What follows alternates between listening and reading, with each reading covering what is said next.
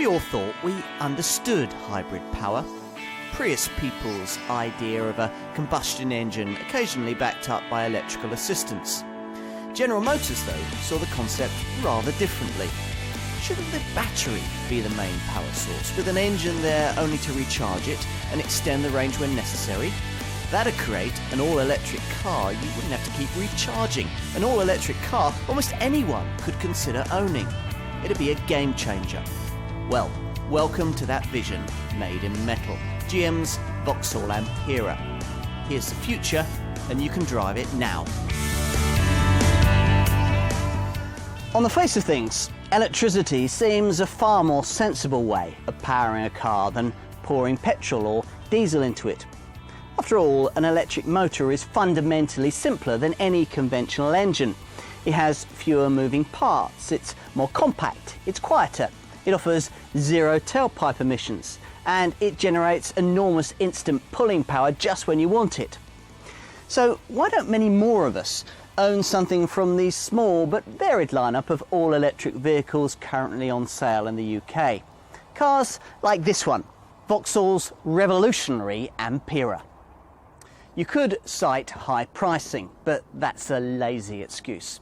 With the possible efficiency savings, the total ownership cost for a full EV car over 3 to 5 years of ownership is still lower than you pay for comparable combustion engine motoring. No, the real reason is something quite different, and detractors of electric motoring have already coined a phrase for it: range anxiety. For the foreseeable future, battery technology will limit to well under 100 miles, in real terms, the distance that all electric vehicles can go between lengthy recharging sessions. A cap on travelling freedom that modern motorists just don't want and won't have to bother with in the case of this Ampera, for here the engineers have figured out a very clever solution. Vauxhall calls it a range extender.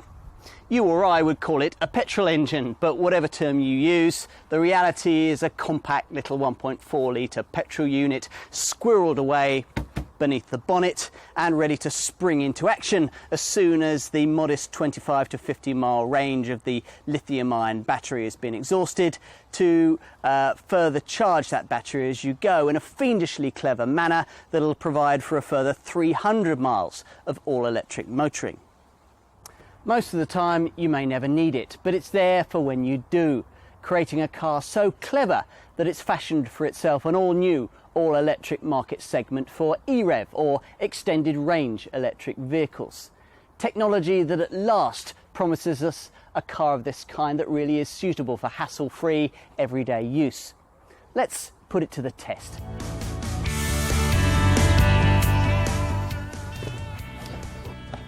Whilst it may be a tricky car to conceptually understand, the Ampera is simplicity itself to operate.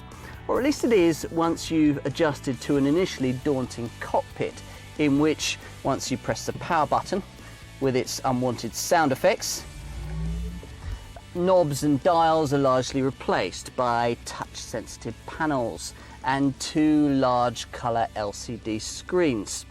Now, one of these is exactly where you'd expect to find it, at the top of the centre console here, with navigation, climate control and infotainment functions, along with, to suit the Ampera's electric remit, power use and charging displays. The second, though, is less familiar, described by Vauxhall as a driver information centre, and there to replace the conventional dials which would otherwise be directly in front of you.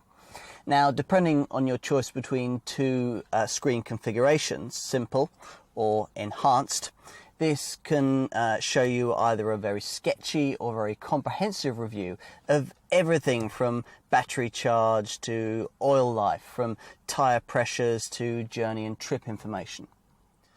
Once you've got your head around this, you begin to adjust to the Ampera's 21st century way of doing things. There's the expected electrical silence on startup, plus, as with all electric cars, an automatic gearbox, although this one features an unfamiliar L designation that will more quickly recoup energy to recharge the 16 kilowatt battery whenever you lift off the throttle. Ah yes, the battery pack. It's located rather close by in this T-shaped compartment that bisects the interior, then splits left and right across the rear seat base. Space then for an awful lot of battery power and an awful lot of weight. Hence the central placing of the battery that aims to compensate for the extra bulk by giving the car a centre of gravity some 40 millimetres lower than that of a conventional family hatchback, something which ought to provide for sharper handling.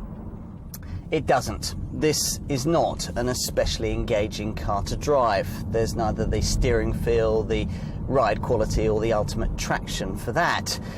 But it has other qualities that are arguably more important. For a start, it's one of the most relaxing cars in the world to drive at any price, mainly because it's so incredibly refined. So much so that for town driving you might feel the need to press this little button at the end of the turn signal stalk. It's a pedestrian alert system that emits a chirruping sound to warn people that you're coming. That much you might expect of an all-electric car. What's more of a shock is just how quick this one feels. Rest to 30 miles an hour, after all, takes just 3.1 seconds, though things do tail off a little bit after that. But even at higher speeds, this Vauxhall does feel rather fast.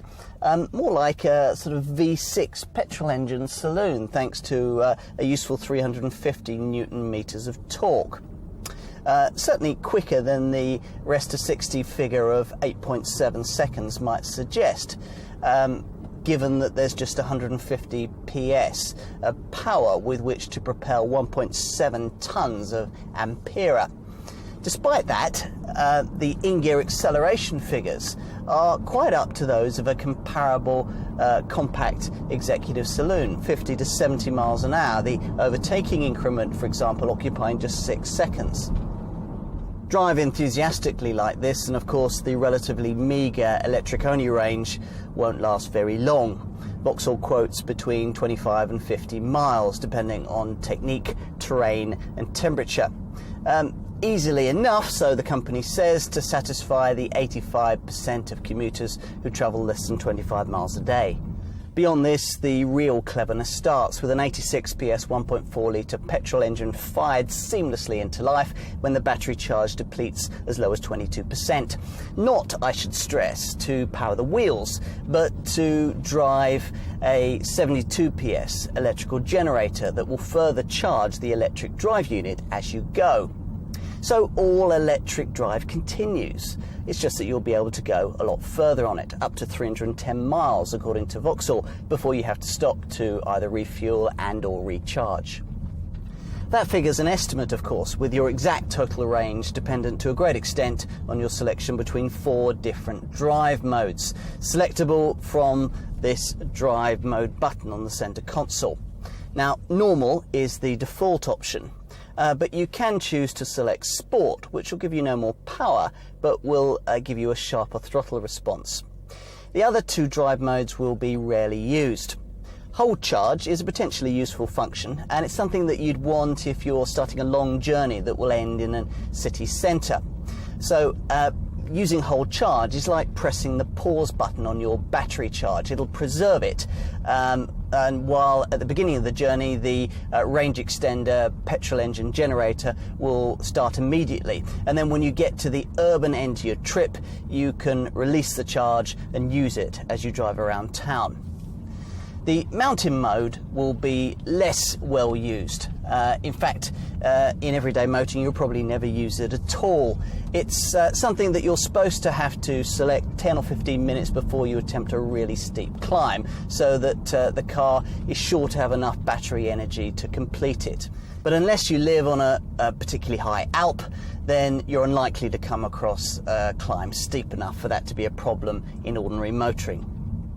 And ordinary motoring is exactly what this Ampera has been designed to deliver, at least for those with off-street parking who can plug it in at night or during the day.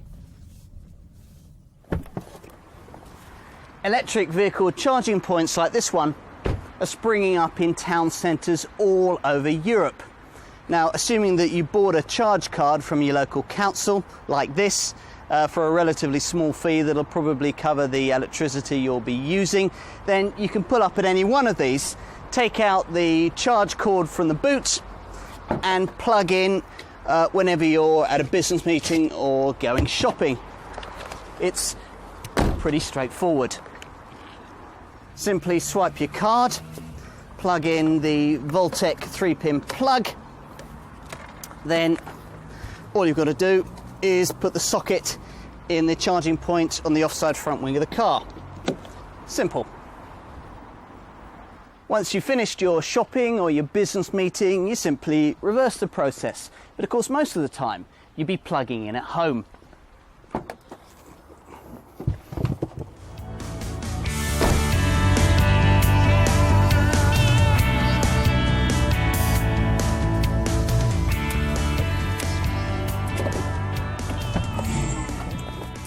Now back here, the same kind of 240 volt 13 amp socket will be quite sufficient. Now once you've got your charging lead, you should be able to recharge the battery in, well, just under 6 hours via a timer program that can be set to take advantage of lower, cheaper electricity rates. Most Ampera owners though will want to take advantage of the home charging kit. It's a 16 amp kit and it can reduce the charging time to just under 4 hours. But you might want to get your home electrics checked out first before specifying that. An awful lot of thoughtful technology has been built in here too. The battery won't go flat if you leave the car while you go on holiday. It's impossible to drive off with everything plugged in. And in case you're wondering what happens to the fuel in the engine if you use your Ampera for months purely on electric power, well, Vauxhall have got that covered too. The fuel is cycled periodically through the engine to keep it fresh. This Ampera also deals you a get-out-of-jail-free card should you drain the petrol tank dry. The 22% of battery charge that always stays in reserve equates to about 3 to 4 miles of electric-only range that'll be activated if all else fails in order to glide you to the nearest petrol station or charging point. This Ampera also deals you a get-out-of-jail-free card should you drain the petrol tank dry. The 22% of battery charge that always stays in reserve equates to about 3 to 4 miles of electric-only range that'll be activated if all else fails in order to glide you to the nearest petrol station or charging point. This Ampera is a strikingly modern-looking thing with a front end that's a good deal more assertive than that of its sister car Chevrolet's Volt. The boomerang-shaped detailing around the headlamps, the use of chrome along the very unorthodox belt line and the Blade 17-inch alloy wheels all ensure that this Vauxhall isn't going to be mistaken for anything else. At the rear there's a high deck incorporating a flat spoiler, design elements intended to emphasise a wedgy profile that's enhanced by this black shoulder line. It's a sleek one too. So sleek, in fact, that the stylists reckon that it contributes up to 8 miles to the vehicle's battery-only driving range and up to 50 miles to the vehicle's extended driving range. Inside, the Ampera is designed to reflect the groundbreaking nature of its propulsion system. Now, the cabin takes Vauxhall's wing front fascia design to the next level with 2 colour screens and touchscreen sensitivity, replacing conventional instruments and dials. It all seems a bit daunting at first, but you quickly adjust. And especially clever is this 7-inch colour screen on top of the centre console.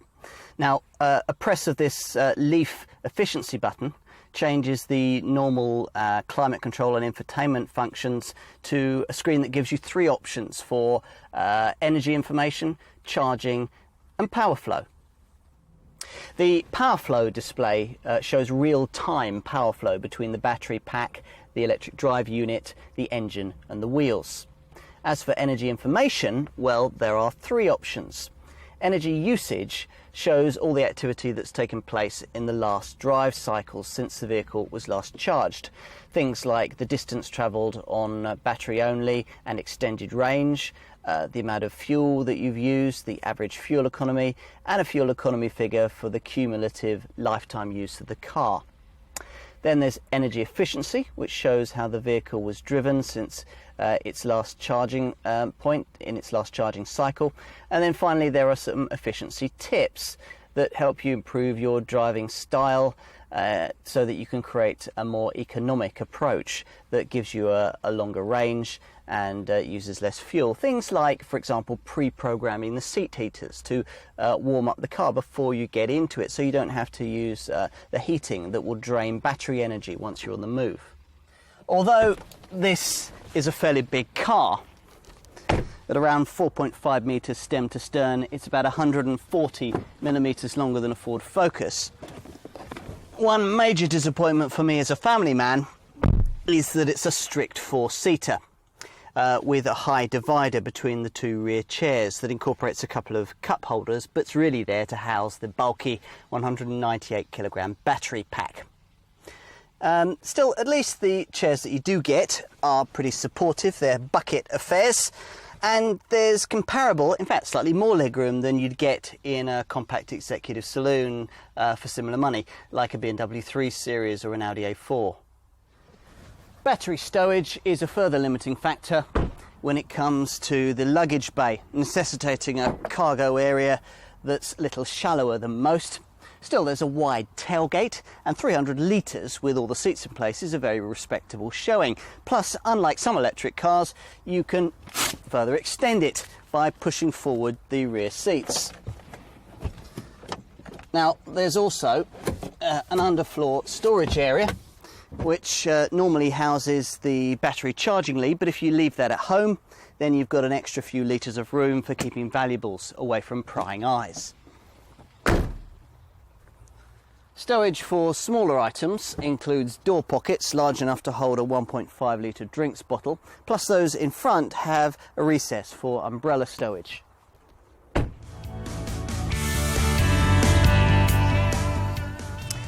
By now, you're probably wondering where the catch is. Why aren't Amperas as popular as Focuses if they're as clever, practical and green as I've suggested? Well, the answer probably lies in the asking price, at least £30,000, even after you subtract the government's generous PICG plug-in car grant. Mind you, a well-specified diesel Ford Focus or Honda Civic could easily cost you £25,000, and an ordinary BMW 320d SE automatic would cost you exactly the same as this Vauxhall. But of course, you won't be considering this car as an alternative to a 3 Series any more than you'll be comparing it to a Focus. Potential buyers will probably be already considering all-electric comparably sized models like Nissan's Leaf and Renault's Fluence ZE. Now, both are cheaper, the Renault significantly so, but both lack the range extender technology that is central to this Vauxhall's appeal. At launch, the only other rival with it was the Chevrolet Volt, essentially a rebadged Vauxhall Ampera, with exactly the same £30,000 asking price, but lacking the range of trim levels that give Ampera customers a bit more choice. These people choose between 3 trim levels, but even the entry-level Earth model is decently equipped with 17-inch alloy wheels, a digital radio, a 7-inch colour touchscreen infotainment centre, Bluetooth connectivity for your mobile phone, cruise control, a Thatcham Category 1 alarm, and a clever feature that preheats the cabin while the vehicle's being charged, so that when you get in, you don't have to use the heating and drain the battery.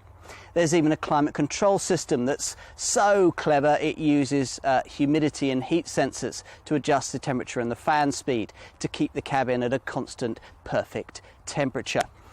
Now, another £2,250 gets you up to positive trim level, and for that you also get leather seat facings, a programmable seat heating system and parking sensors along with a rear view parking camera.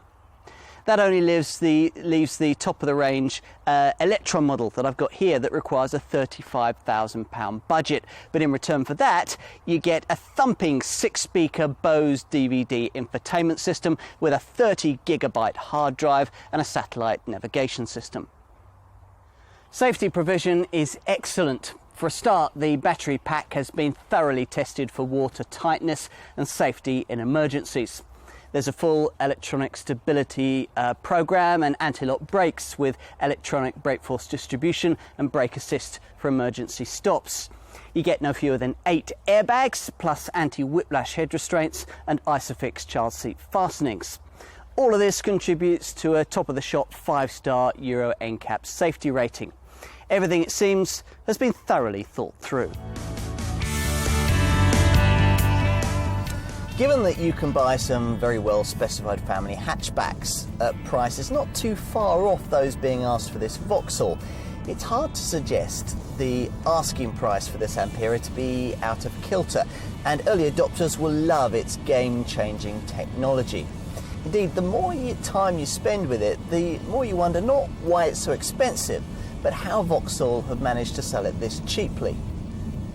After all, buy one and the savings will very rapidly start to stack up, like the free road tax you'll get thanks to the 27 grams per kilometre of CO2 figure, the 50% reduction in company car tax that might just sway a few reps away from their Audis and BMWs, the free entry this Ampera will give you into congestion charging zones, or the fact that Vauxhall reckons that the cost of charging this car from empty will be no more than about £1, less if you've got solar power at home or can charge on very cheap off-peak electricity rates.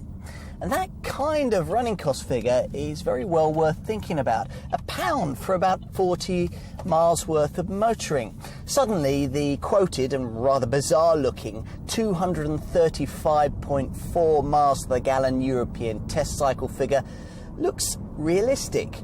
And therein lies the paradox with this car. Use it as was intended, covering fairly short normal mileages and plugging in each night, and you'll reduce your day-to-day running costs to almost nothing. Yet at the same time, you'll be lugging around a largely extraneous 1.4 litre petrol engine with you. Use that petrol engine and the bills tot up a bit faster. I've been driving this car for a few days now in urban and open road conditions, driving it pretty much as I would any normal car. And in that time, I've averaged about 35 miles in terms of range, just working on the standard battery power. Now, for those times when I've had to go further afield and switch into use of the range extender engine, then I've worked out that my average fuel consumption is something just under 50 miles to the gallon, a bit less than you'd expect from a modern diesel. But if you tot up the average of the two forms of running, which is after all what matters, then you're looking at a total of around 55-56 miles to the gallon. And that's pretty close to what you would expect from a modern diesel. Doubtless I could have improved on that if I'd paid more attention to the driving efficiency screen that you'll find next to the speed readout just behind the wheel. It's based around a revolving ball that moves up or down or changes colour depending on your speed, your acceleration or your braking. Keep the ball in the middle of the display and it denotes optimum power usage. Get the knack of this and you'll quickly see the results on the energy usage and energy efficiency screens that you'll find in the center console display. That's the place you'll also benefit from a series of efficiency tips that'll help you optimize economy and driving range. Having said all that, as I've already suggested, if you're totally focused on the pounds, shillings and pence of this car, then you might miss the bigger picture. This is a design that's very different. It's, in its own way, very enjoyable to drive, and if the right fit for your lifestyle, an utterly convincing thing. Also, a very good long-term proposition thanks to its maker's 100,000 mile lifetime warranty. There's a separate 100,000 mile 8-year warranty applicable to the battery. Battery life, something that Vauxhall is especially confident about, thanks to the drive system's electronic power control module and the way that it ensures that no more than about 65% of the battery's capacity is ever being used. And at the end of the battery's life, it'll be used as part of a project to store energy produced by wind farms. Service and maintenance requirements are pretty much as they would be for a conventional Vauxhall. So there's an intermediate service needed every year or 20,000 miles, and a full service needed every 2 years or 40,000 miles. But the actual fees that you'll pay when you go to the garage are, reckon Vauxhall, well, they're likely to be around 15 to 20% less than you pay for a mid-sized combustion engine car, thanks to the fact that the electric drive unit is almost maintenance free, and there are fairly minimal maintenance requirements for the range extender petrol engine. As for where that maintenance will be, well, you won't be able to visit just any Vauxhall dealership. The UK network has appointed a small number of specialist outlets. There were just 24 at the time of this vehicle's launch, but promised that over 95% of people will be within an hour's drive from one of them. All owners of this model will get a free collection and delivery facility for all scheduled servicing, warranty and repair work. And they'll also benefit from Vauxhall's My Ampera system that'll give them the name, telephone number and email of a dedicated person at Vauxhall HQ who can answer any questions that they might have outside of the dealership. However good any electric car claims to be, buying one still needs something of a leap of faith, especially when it requires a £30,000 budget. But such a step will seem easier to take after a drive in this Ampera. Make no mistake, this is a revolutionary car. You could quite conceivably run one without ever visiting a fuel station, safe in the knowledge that venturing further afield was always possible, thanks to the clever range-extending technology. It might sound like a contradiction in terms to go to the trouble of creating an electric car, then stick a petrol engine into it, but the reality makes all kinds of sense and will continue to do so until battery technology takes a substantial leap forward. This may not be hybrid technology as we know it, but it's certainly hybrid technology in a more sensible form. And for families, the first electric car that doesn't have to be a second car. True, it could be more involving to drive, and it would certainly be nice if it were more affordable. But ultimately, this car's a benchmark, a signpost to the future of environmentally friendly motoring, a future we might all find ourselves rather looking forward to.